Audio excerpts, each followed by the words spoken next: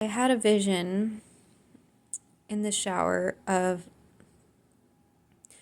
a man visualizing me as I was nude, and he was approving of it. And I was with, in my mind, the sex slaves that are in captivity and the women who are in trouble and have no choice but to be where they are.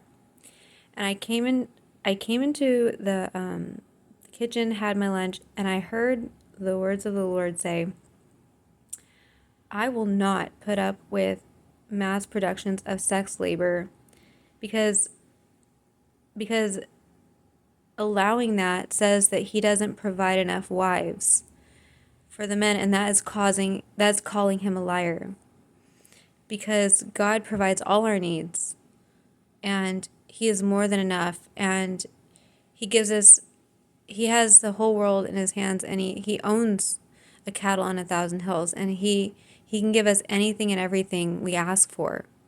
And sometimes even without us asking, he provides.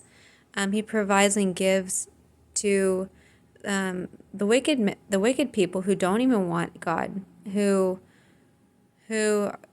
are mean, and who are just cruel. And he says that that allowing mass productions of slave labor says that he allows these men to that their identity crisis affects women, and a man's manhood apparently becomes better after he does what he wants with with these women. And he says, I'm not gonna allow that it's okay to accept that mass productions of sex labor helps a man's identity crisis and help his manhood feel better because he does what he wants with these women who are forced to be sex slaves. And then I heard the Lord say, in regards to hybrids who are half this and half that, you can look into it. There's a question about these hybrids and what it means to be in heaven, to not go into heaven. I heard him say, I have not given them the way in to heaven for a reason. And I knew they were mean and wicked, and he said, they do not want me. And he repeated it. And that's the way of the Lord, especially in the Old Testament. Like, he repeated himself 3 times in Ezekiel, they do not want me. They do not want me. And then he addressed the processed food, and he said, the whole processed food thing, some of it is a scam, the whole like hype thing, to make you feel like all non-organic food is bad for you. It's not. He pointed out to me, I have my family who are in farming, and they mentioned that you can have non-organic food and be completely fine. He said you have to see the difference in food. Like, clearly, okay, there's the fruit, there's color, there's things natural from the earth, and some might disagree with like all non-organic food being horrible.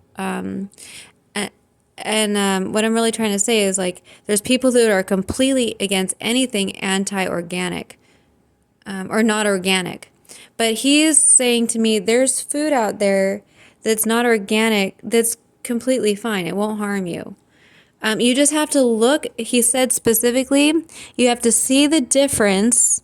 You have to see and read what is in there. Like, and I saw a vision of like the processed plastic covered cookies in a grocery store that just look, they're processed. They have a bunch of things in them. He said, read what is in there.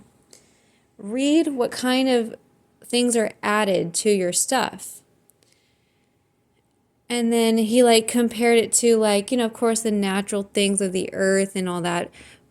And just like not overly being like just affected by all of this. Like it's not good to be overly affected by all of this. It's okay to have some type of non-organic food that doesn't have a bunch of additives in it and that's apparently like, you know, not fresh from the tree and like that's not labeled organic to where you look and you just know, you have a knowing, you're not going to be, I feel like I want to say you're not going to be controlled and like go fear based and you're not going to be told what to do. You're going to be smart, look at the label and read what's in there. And then the Lord lastly said, I have not given up on you. And he's speaking to people. He doesn't give up on you, and I will never leave you or forsake you. And then he left with, it is love that conquers all, and not anything else. And I'm here to tell you, I totally agree. It's love that has gotten me through, and love that has helped me and saved me from a lot of heartache. And I just want to leave you with that. It's so, maybe I want to leave this with you too. It's so important to know who he is personally.